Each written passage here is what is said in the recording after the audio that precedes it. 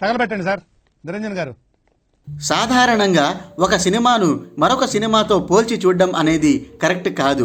ఎందుకంటే దేనికి ఉండాల్సిన ప్రత్యేకత దానికే ఉంటుంది. కాబట్టి రీమేక్ సినిమాలను పోల్చుకోవచ్చు, కానీ డిఫరెంట్ బ్యాక్డ్రాప్స్ కలిగిన సినిమాలను పోల్చడమే అనైతికం. కానీ కొందరు సాంబార్ బ్యాచ్ అలాగే యాంటీ ఫ్యాన్స్ చేస్తున్న రచ్చరంబోల కారణంగా ఇక్కడ బాహుబలిని పొన్నియిన్ సెల్వన్తో పోల్చాల్సి వస్తోంది.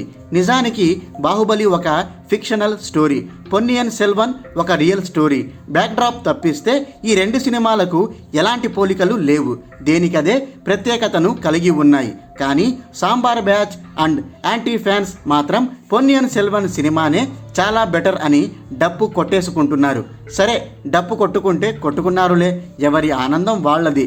వాళ్ళ ఆనందాన్ని కాదనడానికి మనం ఎవరు?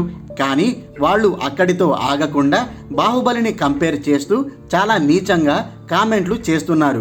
ఈ పొన్నియిన్ సెల్వన్ సినిమా ముందు బాహుబలి దేనికి పనికిరాదని, అదొక బచ్చా సినిమా అని, అసలు దాని కాలిగోటికి కూడా సమానం కాదని ఏదేదో వాగేస్తున్నారు. అందుకే ఈ రెండు సినిమాలను పోలుస్తూ ఈ వీడియో చేయాల్సి వస్తోంది. ముందుగా బాహుబలి సినిమా గురించి మాట్లాడుకుందాం. ఈ సినిమా హిట్ అవ్వడానికి చాలా ఫ్యాక్టర్స్ ఉన్నాయి. అయితే వాటన్నింటిలో ఒక్కటి మాత్రం చాలా హైలైట్గా నిలిచింది. అదే బాహుబలి పాత్ర. ఈ పాత్ర చుట్టే సినిమా అల్లుకుని ఉంటుంది. ఈ పాత్రతోనే స్టోరీ ప్రయాణం చేస్తుంది. ఇది బాహుబలి అనే ఒక వీరుడి కథ అని డైరెక్టర్ రాజమౌళి మొదట్లోనే మన మైండ్లో రిజిస్టర్ చేశాడు.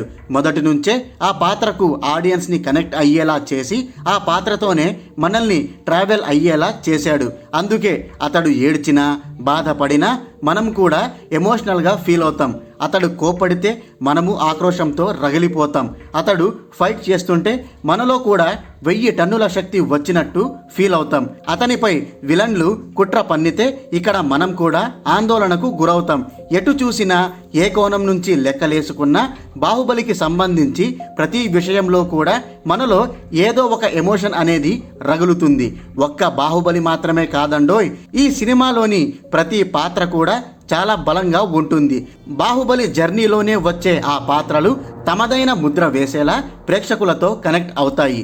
ఆ సినిమాలో నటించిన నటీనటుల కంటే వారి పాత్రల పేర్లే మనకు గుర్తున్నాయంటే అవి ఎంతలా మనల్ని ప్రభావితం చేశాయో అర్థం చేసుకోవచ్చు. అది క్యారెక్టరైజేషన్ని డిజైన్ చేసే విధానం అంటే. ఈ ఘనత ఒక్క రాజమౌళికే సొంతం. అందుకే ఆయన్ను జక్కన్న అని పిలుచుకుంటారు.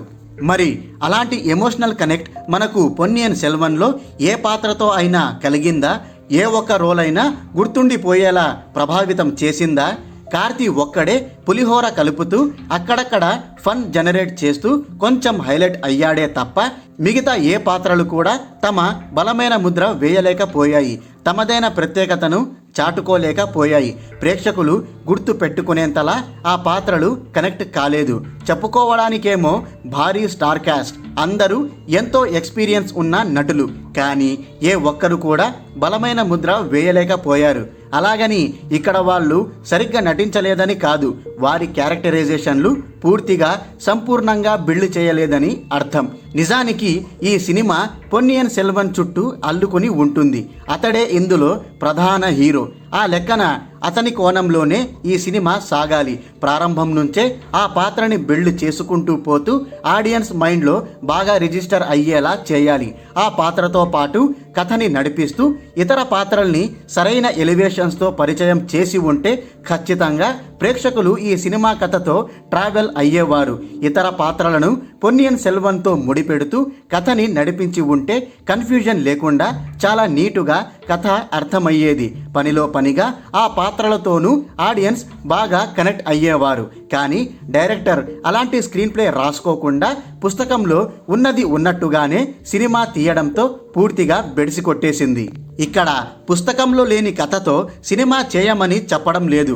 అలాగని ఏవేవో మార్పులు చేసి కొత్త కొత్త విషయాలు జోడించమని కూడా చెప్పట్లేదు. ఉన్న వాస్తవాలనే సినిమాటిక్ వేలో ప్రజెంట్ చేసి ఉంటే పర్ఫెక్ట్గా సెట్ అయ్యేదని చెప్పడమే అసలు ఉద్దేశం. ఇక్కడ తమిళ వాదన ఏమిటంటే పుస్తకం చదివాక సినిమా చూడండి అప్పుడు అర్థమవుతుందని అంటున్నారు.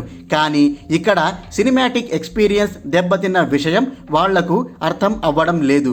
పుస్తకాలు సినిమాలు అనేవి చాలా వేర్వేరు. భూమికి ఆకాశానికి ఉన్నంత తేడా ఉంటుంది.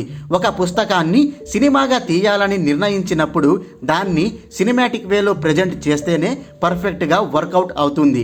అలా కాకుండా ఉన్నది ఉన్నట్టుగానే తీయాలని అనుకుంటే సీరియల్గానో సిరీస్గానో తీస్తేనే బెటర్. సినిమా ప్రపంచంలో మాత్రం స్క్రీన్ ప్లేతో మాయాజాలం చేస్తేనే సక్సెస్ అవుతుంది.